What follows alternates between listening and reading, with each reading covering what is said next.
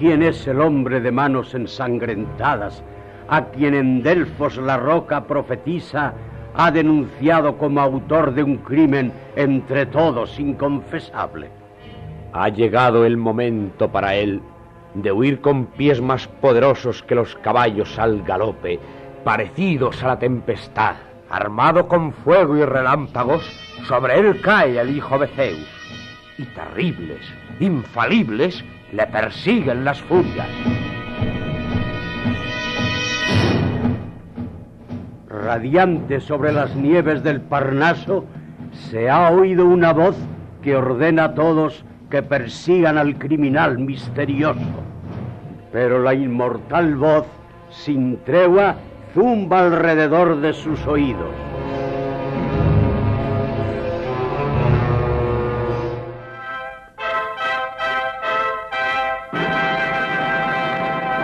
El teatro del aire que les ofrece Edipo Rey, de Sófocles.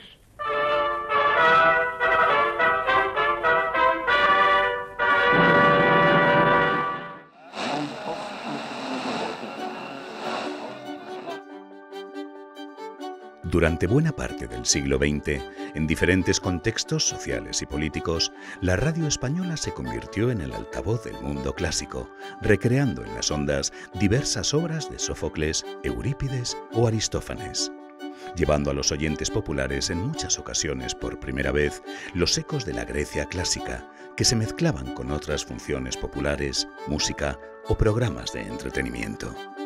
En esta época, obviamente, se escuchaba muchísimo la radio en todos los hogares, la gente se reunía en torno a la radio y se escuchaban las radionovelas para niños, para mujeres. Se busca un tipo de radionovela que sea culto. Una importancia extraordinaria porque la gente no conocía el teatro clásico. Eso como llevar el teatro clásico a través de la radio a la casa. Si no, la gente no se hubiera enterado de Edipo, ni de Tiestes, ni se hubiera enterado de los grandes y maravillosos espectáculos de Mérida, con las obras clásicas. Todo eso se divulgaba a través de la radio. Se utilizan los textos de autores clásicos para emprender acciones de vanguardia, quizás porque son textos muy fijados, con mitos muy fijados que están en la memoria colectiva. Al fin y al cabo, las vicisitudes de las telenovelas de entonces y de ahora, todas proceden del teatro clásico. Si queremos acceder a las fuentes de nuestra cultura, debemos ir ahí. Y ahí vemos cómo el individuo se enfrenta a sus propios problemas y cómo se enfrenta también a la sociedad. Esa es la razón por la que sigue gustándonos, sigue atrayéndonos el teatro griego. Las adaptaciones de los clásicos comenzaron a desarrollarse en España en los primeros años del siglo XX. La influencia de Francia, en donde se habían presentado con gran éxito montajes de Edipo Rey o de Prometeo encadenado, fue recogida por autores como Adrià Gual, que comenzó a poner en escena algunas de estas piezas en salones de la burguesía catalana. Con ese bagaje, en el año 1903, se representó por primera vez, pero en un teatro privado, el Edipo Rey. Y en ese momento se intenta reteatralizar las obras de los clásicos griegos, considerados nuestros antepasados, del modo más cercano posible que pudiera ser entendido por un público amplio.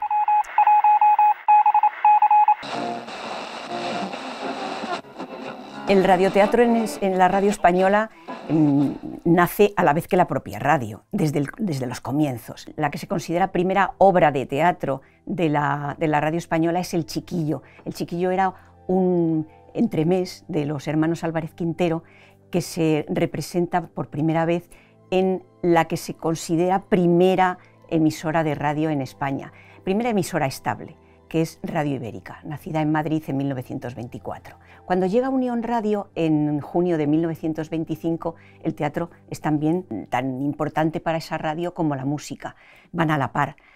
Pero primero se programan pequeñas piezas, sainetes, entremeses, algunos fragmentos de obras teatrales de Lope de Vega o de Calderón, y se atreven ya con una obra completa cuando se representa el Macbeth de Shakespeare, adaptado para la radio por Agustín Martín Becerra. El radioteatro elaboró un lenguaje teatral específico que inicialmente tuvo que hacer frente tanto a problemas técnicos como al recelo de los empresarios teatrales tradicionales. Surgieron diversos autores especializados en la adaptación y técnicas novedosas que trataban de explotar al máximo las características expresivas del medio. Los adaptadores fueron periodistas, escritores a los que les gustaba el teatro, incluso autores de teatro que se prestaron a adaptar grandes obras de la literatura universal.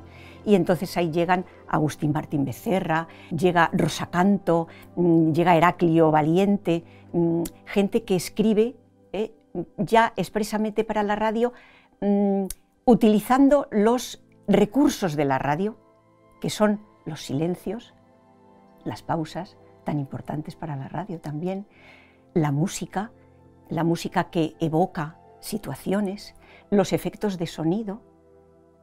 Enseguida se inventaron para la radio efectos de sonido, incluso hubo una obra de teatro, Todos los ruidos de aquel día, de Tomás Borrás, que era solo sonidos, y fundamentalmente la figura del narrador. Nosotros estamos muy acostumbrados al audiovisual. Cuando estas obras se radiaban, no. Solamente existía el cine, al que no siempre se podía acudir con la frecuencia que uno quisiera, y la radio. De manera que quien lo escuchaba estaba acostumbrado a los códigos radiofónicos. Lo podía entender muy bien. Entendía muy bien el tipo de lenguaje especial que tiene la radio. En los primeros años del radioteatro, el registro popular convive con las adaptaciones de grandes clásicos. La primera tragedia clásica griega representada en la radio española fue Medea, de Eurípides, adaptada en 1931 para Unión Radio por el escritor y cineasta Fernando Mantilla. Yo lo llamaría el estreno nacional de la Medea de Eurípides en España, porque a mí no me consta en ningún catálogo, y la Medea de alguna manera permite llevar a escena, en este caso Antena, un personaje femenino visceral, pero al mismo tiempo muy racional, en el que se debate sobre su papel como mujer, su función a nivel social, su poder, su pérdida de poder. Es un personaje muy potente que en un noviembre a las 10 de la noche entró por primera vez en los hogares españoles. En el mismo periodo se emiten también dos comedias griegas de Aristófanes, Las nubes, en 1926, y Pluto, en 1932, ambas adaptadas por Agustín Martín Becerra. No parece casual la elección de estas obras, tanto por la vinculación de los responsables de la adaptación con la institución libre de enseñanza, como por el marcado carácter de sátira política de las piezas elegidas. ¿De qué van Las nubes de Aristófanes? Precisamente de un conflicto en la Atenas de Aristófanes sobre distintos modelos educativos en el que el filósofo Sócrates, como representante de la educación del pueblo ateniense en el siglo V a.C., es ridiculizado por sus métodos didácticos. Si Las nubes se enmarca en el debate de la época entre la educación tradicional y religiosa y los nuevos métodos de corte laico y progresista, Pluto se estrena en la radio el 24 de febrero de 1932, en plena crisis económica y en el año en el que entra en vigor la reforma agraria del gobierno de la República.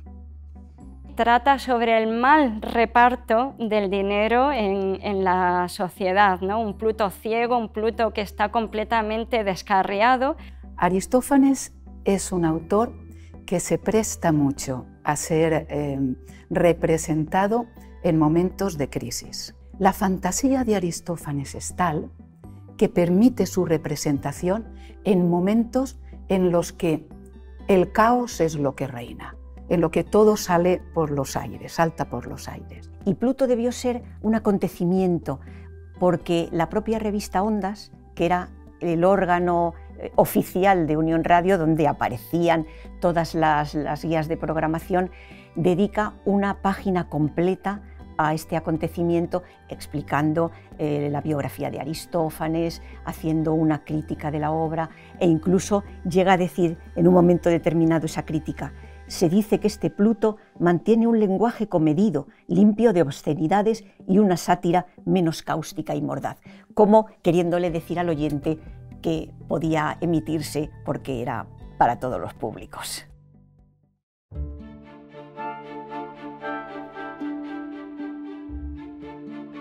En 1933 se produce un hito en la historia cultural de España con el estreno mundial de la Medea de Séneca, adaptada por Miguel de Unamuno y puesta en escena por la compañía de Margarita Xirgu y Borràs. La obra es la primera representación moderna que se lleva a cabo en el Teatro Romano de Mérida. De manera que se elige una obra con todo el cuidado del mundo para que esa vuelta a la vida del teatro romano sea con una gran obra, una de las más reconocidas, pero además no solo de un romano, sino de un español, de un romano español. Fue la primera vez que Unión Radio hizo una retransmisión en directo de una obra de teatro, digamos, de esta envergadura. La retransmisión de la Medea fue, en primer lugar, un reto tecnológico. Sabemos que los micrófonos estuvieron allí porque en las fotografías que se publicaron en los periódicos días después aparece un micrófono delante del proscenio cuando están saludando Margarita Xirgu y su compañía, de manera que sí se emitió. Se emitió además para todas las emisoras que ya formaban Unión Radio. Unión Radio se había convertido en una cadena. Era más difícil todavía, costó mucho dinero y defraudó tanto a los periódicos como a la propia Unión Radio, por el gasto excesivo que había tenido para la República. Hacer ese capricho, decían, de la Xirgu. Para la radio, sin embargo, lo que más pena dio fue que no hubo ninguna referencia a que la radio española, por primera vez en la vida, había retransmitido un acontecimiento de esas características. El estallido de la Guerra Civil en 1936 provoca una catástrofe a todos los niveles. La radio, como principal medio de difusión, se pone al servicio de la población civil, convirtiéndose en un medio fundamentalmente informativo y también propagandístico. Las diferentes emisoras quedan sometidas al poder vigente en las diversas zonas. La Guerra Civil pulveriza todas las guías de programación. Todo lo que ha sido programación hasta ese momento queda anulado por las consecuencias de la guerra. Sin embargo, hay que decir que la radio siguió emitiendo y Unión Radio en Madrid emitió todos los días de la guerra. Pero claro, emitió pues todo tipo de partes de guerra, de informaciones, y también hubo teatro.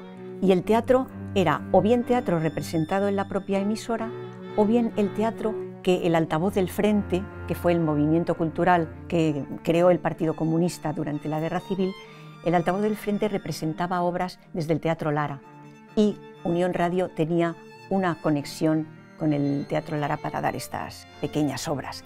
De manera que la radio siguió subsistiendo en esos momentos tan complicados, con los bombardeos, con los cambios de sede, con todos los problemas que tuvo, siguió haciendo radio y no dejó ni un solo día de emitir hasta que fue intervenida el 28 de marzo de 1939 por las tropas ganadoras.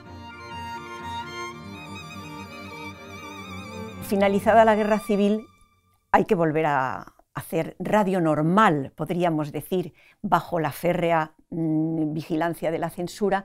Unión Radio se convierte en la SER y tiene su mayor competidor, que es la radio oficial, que es Radio Nacional de España. El teatro sigue formando parte de las emisiones de la radio en España. En 1942 nace el Teatro del Aire, en la SER, con Antonio Calderón. Ahí empieza, digamos, la leyenda de Antonio Calderón, que ha sido uno de los grandes de la radio española. Y el Teatro del Aire es ese teatro que no tiene escenario, que no tiene butacas, pero que conecta directamente las voces de la radio con el oído y la imaginación del oyente. Y paralelamente nace el Teatro Invisible de Juan Manuel Soriano, otro de los grandes de la radio, y nace en Radio Nacional. Conviven esos dos tipos de teatro radiofónico, que lo que hacen es catapultar a la cadena SER como la cadena más escuchada de España durante muchas décadas. Es una radio en la que te podías encontrar escuchando Antígona de Sófocles, y a los 20 minutos pues escuchabas un capítulo más de Ama Rosa.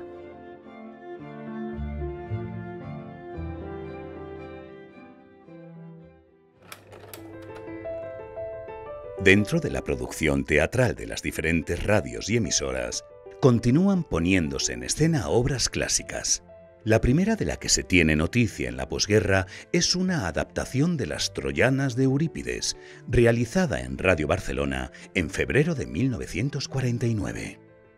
Es una tragedia en la que el dramaturgo ateniense reflexiona sobre la suerte de las vencidas después de la guerra de Troya. Las troyanas han sido utilizadas para mostrar el sinsentido de la guerra, para mostrar que, una vez se ha vencido, hay que saber gestionar la victoria.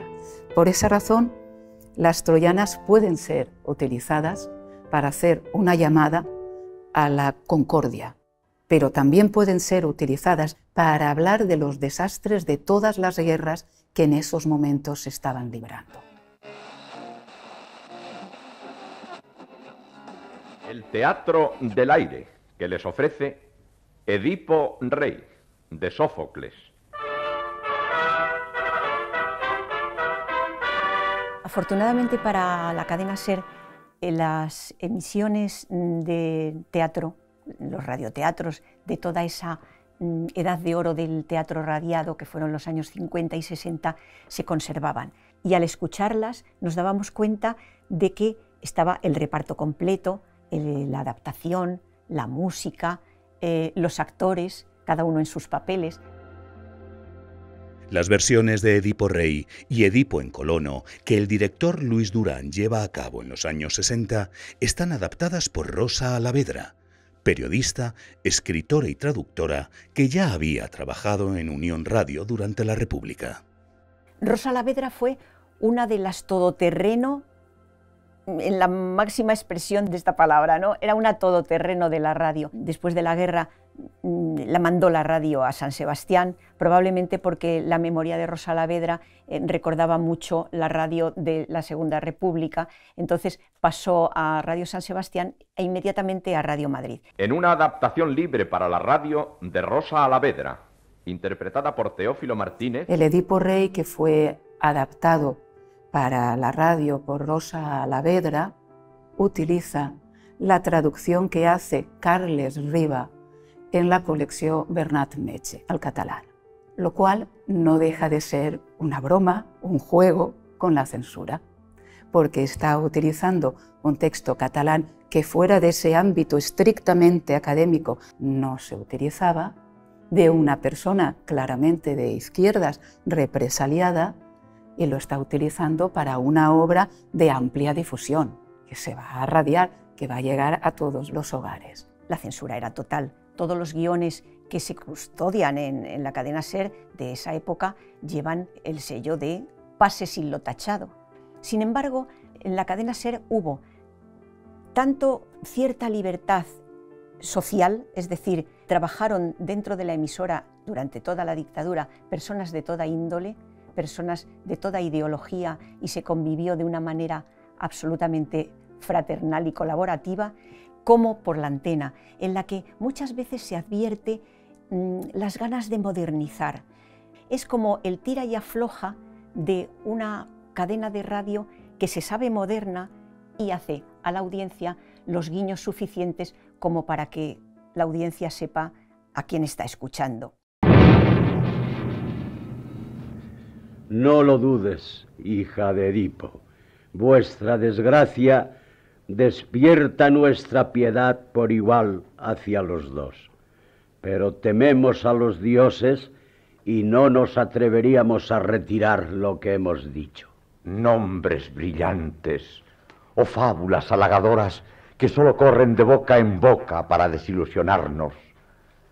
La ciudad de Atenas, más que ninguna otra religiosa, más que ninguna otra acogedora y pronta a socorrer al extranjero afligido, ha olvidado para mí sus virtudes.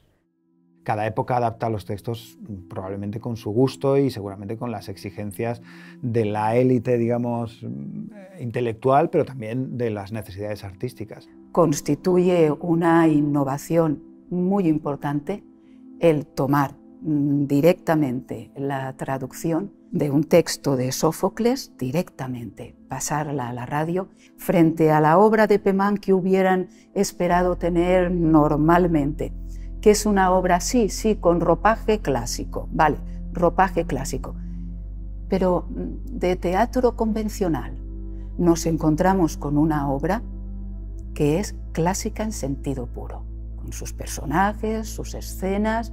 La única modificación, obviamente, es que el coro está representado por una persona. Pero no está lejos el que va a desenmascararle. He aquí que traen hasta nosotros al divino intérprete que, único entre los hombres, ha recibido el don de la verdad.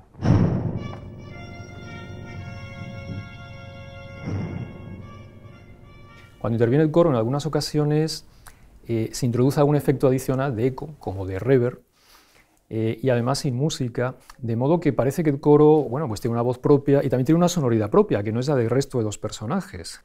En el teatro de Sófocles, los personajes se expresan en un lenguaje sencillo, comprensible para todos. Sin embargo, hay algo que queremos explicar a aquellos oyentes que no conozcan la estructura del teatro griego, y es la presencia casi constante del coro. El coro, que en realidad debería ser un nutrido grupo de personas, ya que representa a los ciudadanos, a lo que hoy llamaríamos opinión pública, será representado aquí, en general, por una sola voz. O sea, que el coro será sustituido por un corifeo. Me parece muy interesante la introducción que hace el narrador.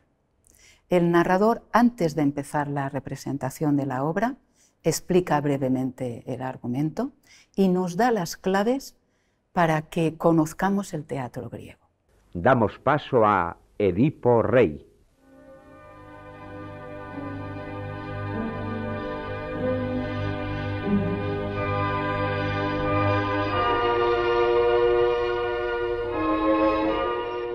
La música que se utiliza es música de cine, es música de películas, casi todo. Hay alguna excepción, pero muy pocas. Casi todos son bandas sonoras de películas, y esas películas son, en su mayor parte, Ben-Hur y Espartaco.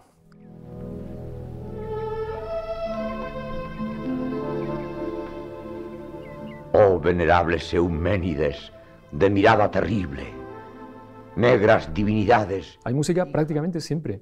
Lo que pasa es que en determinados lugares, de una forma claramente intencionada, esa música se sobrepone al texto. O en ocasiones el texto deja espacio para que la música surja o para que se introduzca un efecto musical que suele ser algo violento, pues un reloj de timbales o un acorde, que es algo que subraya pues normalmente la intensidad del momento. No se asustará por una amenaza quien no tembló ante la acción.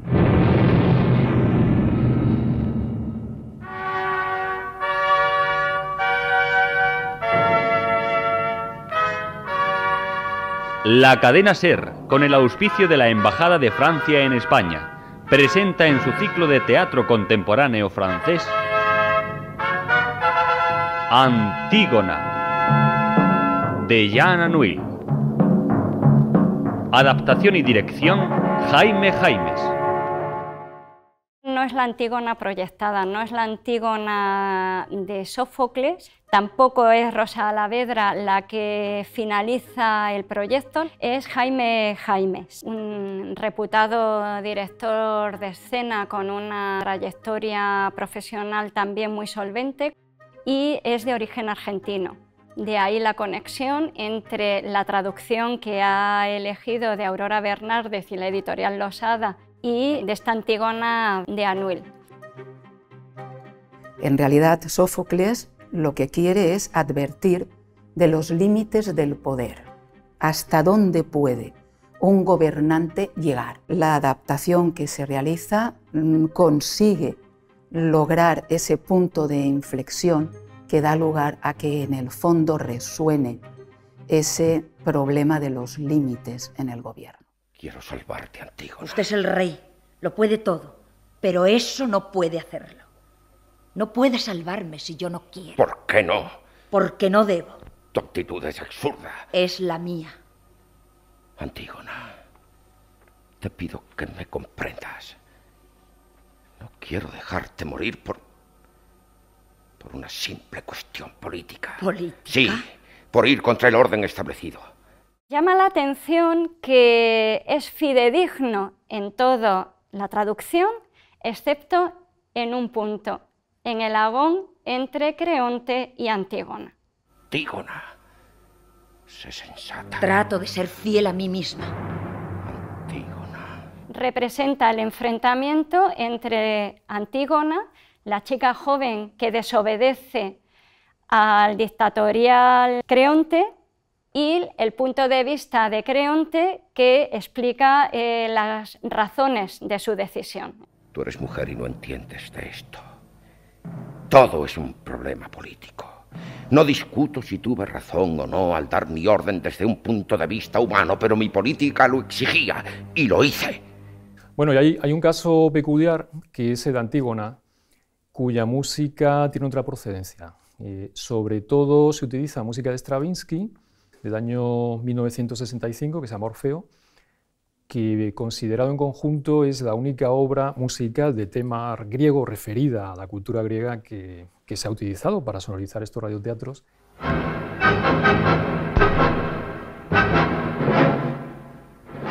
Padre, olvídala, Hemón. Olvídala, hijo mío. Lo he intentado todo para salvarla, Hemón, te lo juro.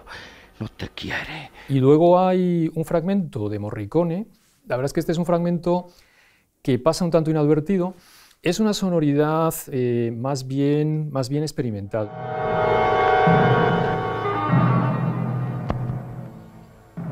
Les hice acostar uno junto al otro.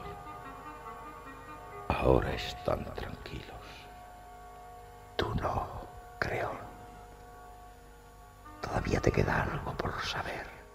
A pesar de que nos evoque ese tono de voz, esa música de otra época, te envuelve, porque las voces, esas voces, envuelven. Todo está ahora claro. Luz, voy a verte por última vez. Estoy ya convencido de que nací de quien jamás debí nacer. Me casé con quien no debiera haberme casado y maté a quien nunca debí matar.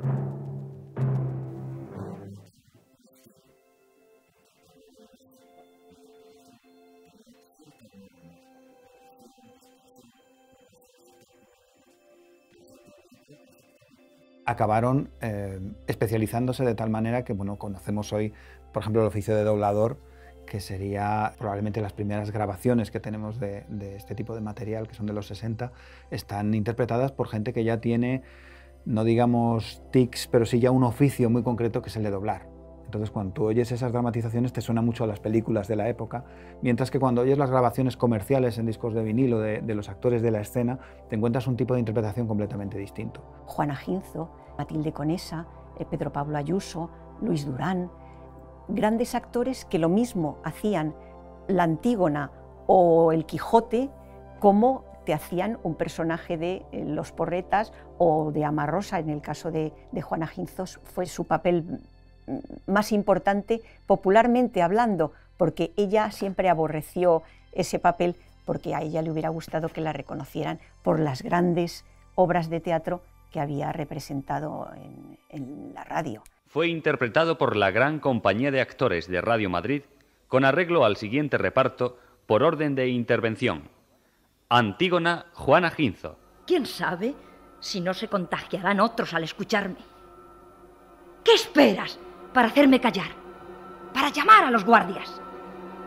Vamos, Creón, un poco de coraje. No es más que un mal rato.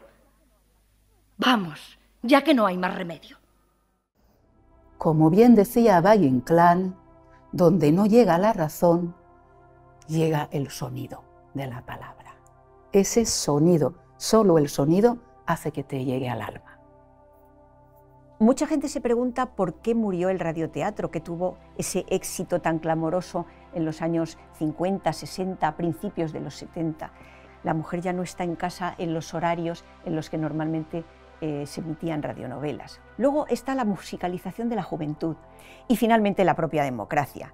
Nacen los programas informativos ya afortunadamente en libertad. El radioteatro quedó ahí de una manera residual, con algún apunte, pero sí que es verdad que aquella edad de oro de los años 50 pues había desaparecido. A continuación, les presentamos un extracto reconstruido de Medea, en la primera traducción española de la que hay constancia, realizada por Teodoro Soria en 1923.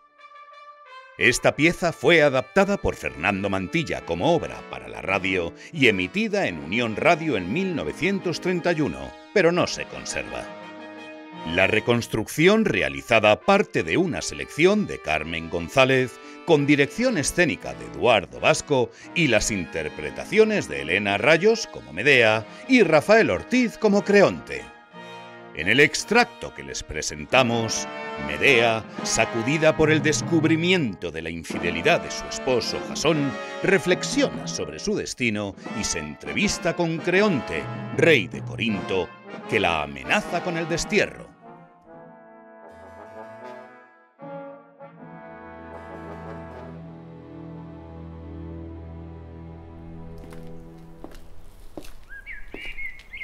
Salgo de mi palacio, oh mujeres corintias, para que no me reconvengáis.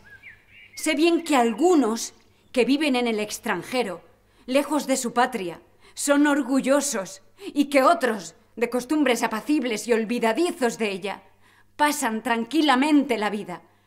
Este mal que me ha sobrevenido cuando no lo esperaba ha desgarrado mi corazón, acabando conmigo.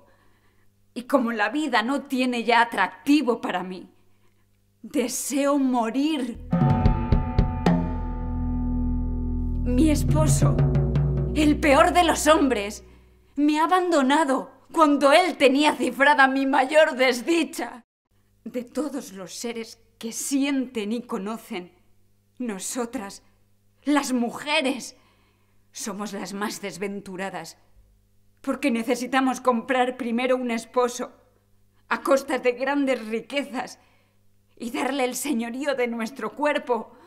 Y este mal es más grave que el otro, porque corremos el mayor riesgo, exponiéndonos a que sea bueno o malo. Verdad es que dicen que pasamos la vida en nuestro hogar, libre de peligros, y que ellos pelean con la lanza. Pero piensan mal, que más quisiera yo embrazar 3 veces el escudo que parir una sola. Porque la mujer es siempre tímida, cobarde en la lucha y sin ánimo para mirar tranquilamente el acero. Pero cuando la injuria que recibe afecta su tálamo conyugal, no hay nadie más cruel.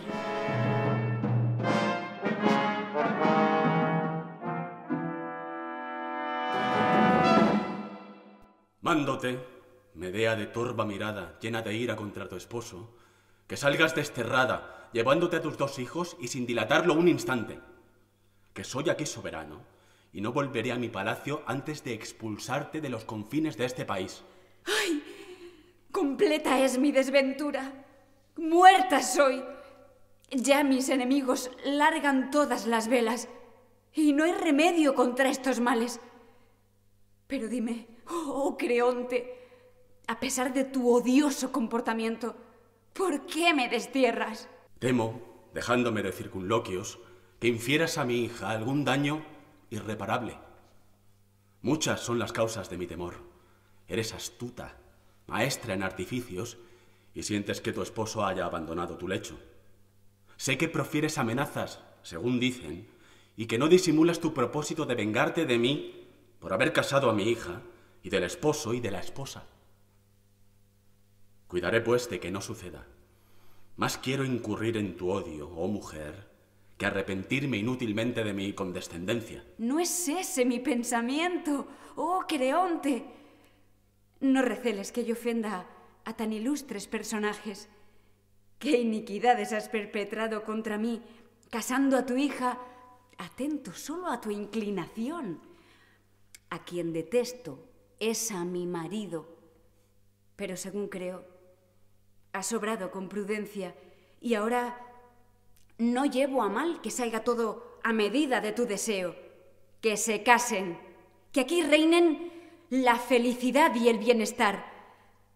Pero déjame vivir en Corinto. Yo callaré a pesar de mi afrenta y cederé a la fuerza. Agrádame oír lo que dices, pero temo que fragues alguna maldad, y ahora tengo en ti menos confianza que antes, porque la mujer de pronta cólera, lo mismo que el hombre, es menos temible que quien calla y solapadamente forma propósito de vengarse. Vete, pues, cuanto antes, y no me hables más. Así lo he mandado, y no hallarás medio de quedarte entre nosotros siendo mi enemiga. No lo hagas. Yo te lo suplico, oh Creonte. No me precipites tú, como llevas trazas de hacerlo. Huiré. No es eso lo que te pido. ¿A qué, pues, te opones y no te alejas? Concédeme el plazo este solo día y pensaré en dónde he de refugiarme con mis hijos, ya que su padre no se cuida de ellos. Compadécete de su suerte, que tú también los tienes. Míralos con agrado. Poco me curo de mí y de mi destierro, pero deploro su mala fortuna.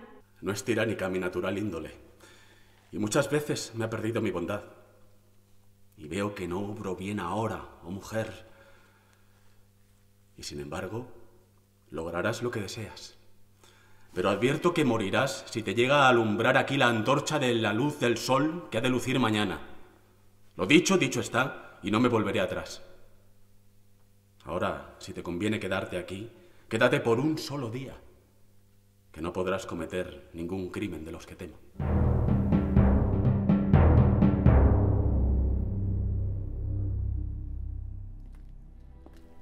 Rodéanme solo desdichas. ¿Quién podrá contradecirlo? Pero no será como pensáis. No. Me hubiera callado, absteniéndome de tocar sus manos.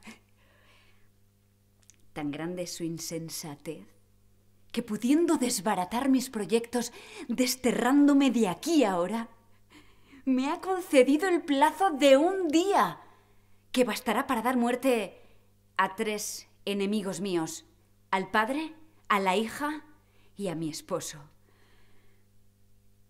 Aunque tengo muchos medios de hacerlos morir, no sé, oh amigas, ¿cuál emplearé primero?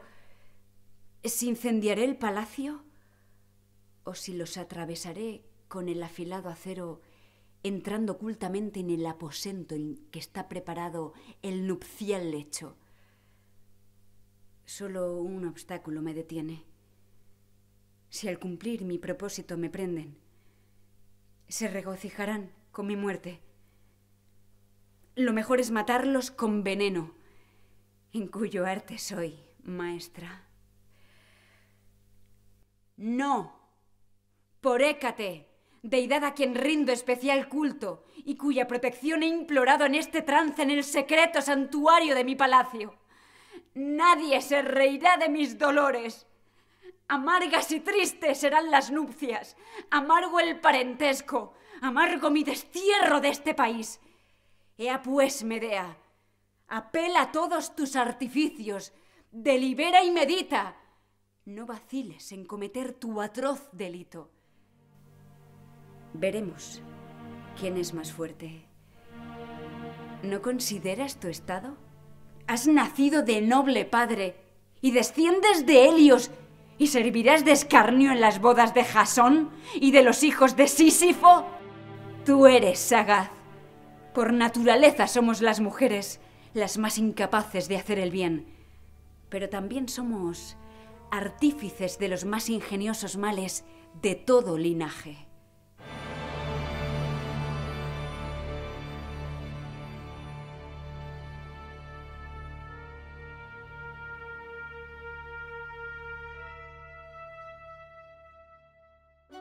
España.